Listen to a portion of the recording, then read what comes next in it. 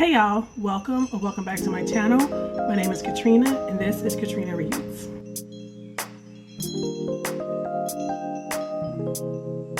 So I finished Our Prisons Obsolete by Angela Davis. She wrote this book in 2003. Let me read the synopsis. In this extraordinary book, Angela Davis challenges us to confront the human rights catastrophe in our jails and prisons. As she so convincingly argues, the contemporary U.S. practice of super-incarceration is closer to New Age slavery than any recognizable system of criminal justice. That's a quote by Mike Davis, author of Dead Cities and City of Courts.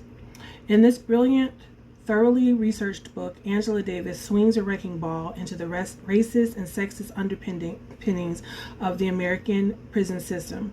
Her arguments are well wrought and restrained, leveling an unflinching critique of how and why more than 2 million Americans are presently behind bars and the corporations that profit from their suffering. Davis explores the biases that criminalize communities of color, politically disenfranchise huge chunks of minority voters in the process. Uncompromising in her vision, Davis calls not merely for prison reform, but nothing short of new terrains of justice. This would be a good place to start, along with The End of Policing by Alex Vitale. The reason why, even though I did still have lots of stuff that I wanted to tab, is because it just kind of backs up things that I know. There's research stuff that I can go to, if I need to go back and look for something when I'm talking to someone else. But this was still a basic book, not in the sense of basic, but it was basic in a sense of, for someone like me who watches a lot and consumes a lot of progressive media, I get the basic rundown of news, that most people get, and then I actually watch, progressive commentary shows. So they do a lot of deep dives and interviews with lots of the people who are writing these books, who are, fighting for these types of things. But this book is still good for backing up what you already know with knowledge at your fingers. So again, if someone wanted to start learning about the continuation of abolition, that's a new thought that was brought to me, but not necessarily with this book, and I can't remember where I heard that from. The idea is that people who are doing prison abolition work today are continuing the abolition work that was being done back when blacks were enslaved. You read End of Policing, and then you, in hand in hand with this, two very easy books to read, easily accessible language, and not very long, not very overly academic.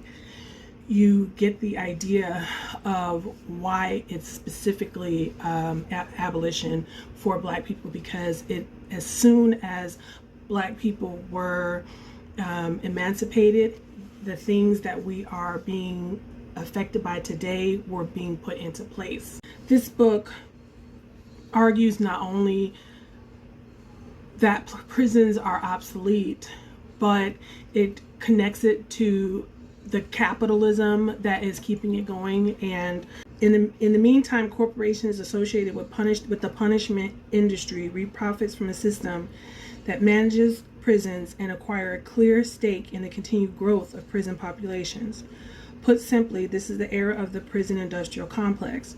The prison has become a black hole into which the detritus of contemporary capitalism is deposited.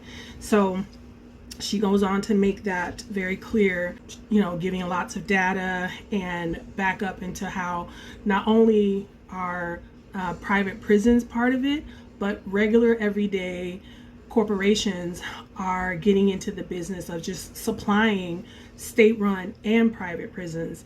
And so it's becoming a crisis of even bigger proportions, because everything is starting to get wrapped up into this idea of keeping all of these people in prison and continuing to supply these people, because they're making millions off of, Johnson & Johnson making millions off of selling soap to prisons. first she pushes at the idea that we don't even question crime and punishment.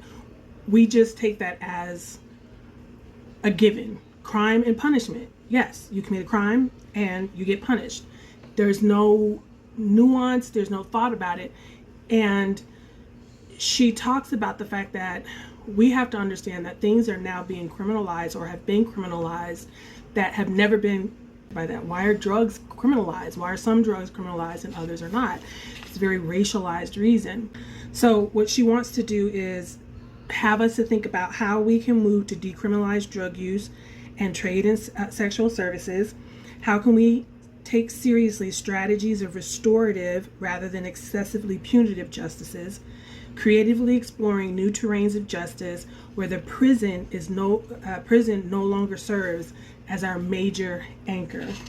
So that's the thesis, I believe, of this book. And so here is a nice chunk of a quote that goes back to what I was talking about with criminality being specifically connected with race here in America. Particularly in the United States, race has always played a central role in constructing presumptions of criminality. After the abolition of slavery, former slave states passed new legislations revising the slave codes in order to regulate the behavior of free blacks in ways similar to those that had existed during slavery. The new black codes proscribed a range of actions such as vagrancy, absence from work, breach of job contracts, the possession of firearms, and insulting gestures or acts that were criminalized only when the person charged was black. That has continued to today. When we talk about frisking people, only black people and Hispanic people are frisked. Stopping people excessively for traffic. I know my husband never gets stopped by the police ever. My son, however, gets stopped all the time, and it's just a fact of life. And so just being black is criminalized in this country. And again, we those of us who are paying attention know this, but like I said, that's why this book is a basic book in that sense, is that if this is a great place to start if you're starting to think about, honestly thinking about, okay, what are these people talking about when they're marching and saying defund the police? Instead of being emotional, instead of being angry, I really want to know, what are people actually, what do they actually mean by defund the police? This is just a great book to give someone who you're trying to convince, who is open to just listening to the numbers and intellectual thought about criminalization of people of color. One of the things that I did learn from this, and that I had not paid attention to and did not think of, in chapter 4, Angela Davis talks about how gender structures the prison system and how more and more women are starting to be imprisoned, and how it specifically is abusive and dangerous for them. How strip searching them on a regular basis is state sanctioned rape and assault. How much they are abused, and there is no justice when it is reported.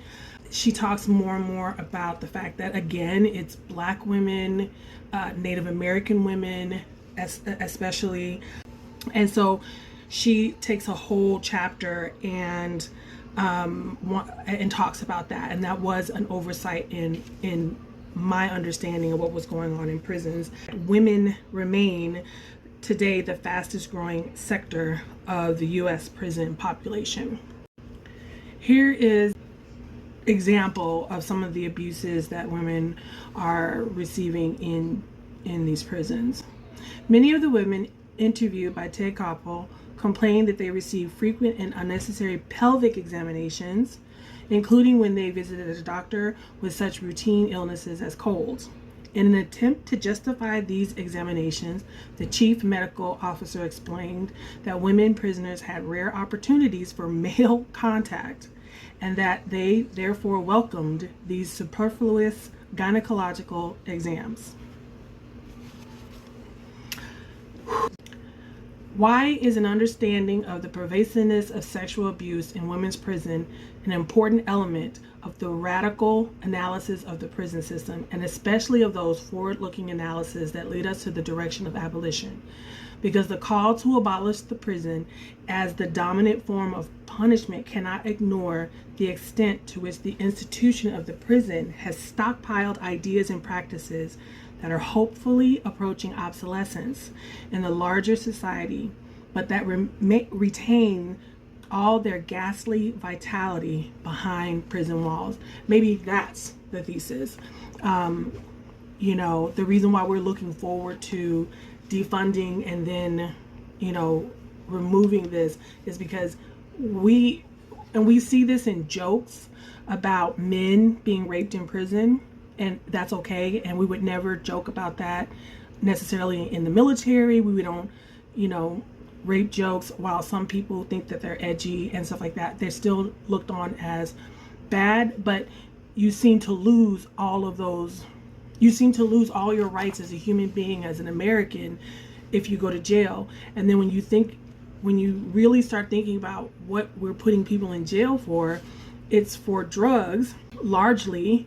And then you realize, oh, our literal presidents have all admitted to smoking, marijuana and doing cocaine. Why have we decided that weed is bad versus alcohol? In chapter 5, she goes on to talk about the prison industrial complex. I thought this was an interesting quote at the beginning of chapter 5, the prison industrial complex. For private businesses, prison labor is like a pot of gold. No strikes, no union organizing, no health benefits, unemployment insurance, or workers' compensation to pay. No language barriers, as in foreign countries. New Leviathan prisons are being built on thousands of eerie acres of factories inside the walls. Prisoners do data entry for Chevron, make telephone reservations for TWA, raise hogs, shovel manure, and make circuit boards, limousines, waterbeds, and lingerie for Victoria's Secret, all at a fraction of the cost of free labor. So that by itself is a moral failure, period.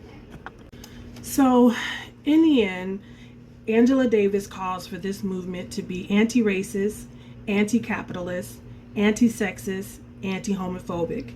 It calls for the abolition of prisons as the dominant mode of punishment, but at the same time recognizes the need for genuine solidarity with the millions of men, women, and children who are behind bars. So how do we do that?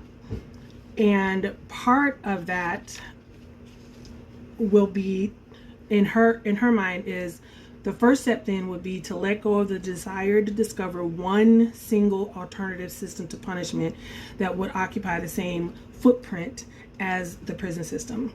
An abolitionist approach that seeks to answer questions such as these will require us to imagine a constellation of alternative strategies and institutions, with the ultimate aim of removing the prison from the social and ideological landscapes of our society.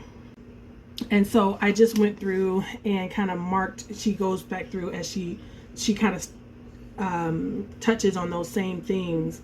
She starts it in this sentence, these paragraphs here, but then she goes on again and talks about those as well. And she just again says schools rather than prisons, mental institutions, decriminalization of drug use, and treatment programs, legalizing sex work, and decriminalizing crossing the borders. The alternatives towards which I have gestured thus far, and this is only a small selection of examples, which can also include job and living wage programs, alternatives to the de-established welfare program, community-based recreation, and many more, are associated both directly and indirectly with the existing system of the criminal justice program. So that is a pretty in-depth review of this book. I believe personally that this along with, again, the End of Policing by Alex Vitale, are two like freshman course, like 101, defund the police. She does mention completely abolishing prisons, but it comes toward the end and it's not the focus. So I would look at this book and End of Policing as books that go hand in hand with why policing needs to be defunded and what's behind why we have so many prisoners, what's happening in the prisons, why that's bad, what can we do, what can we start doing in our minds as well as in reality. Like what kind of things do we need to start voting for? What kind of things do we need to start demanding from our politicians when it comes to crime and punishment in this country, if we're ever to move forward as a more humane country. So I give this book a 5 out of 5, and I suggest everyone read it and pass it on to other people who are open to this, who are open to dialogue about abolishing police and prisons, and the fact that this is asking it, and it's short, and it's not necessarily in your face about abolition. Like if abolition was on the front page, I know, it was on the cover, I know it would be hard for people to read it, but it starts out just telling you, the damage that our criminalization has been doing, criminalization of our citizens is doing to the country and to our moral standing in the world. Be easy on yourself, and I'll see you in the next video. Bye.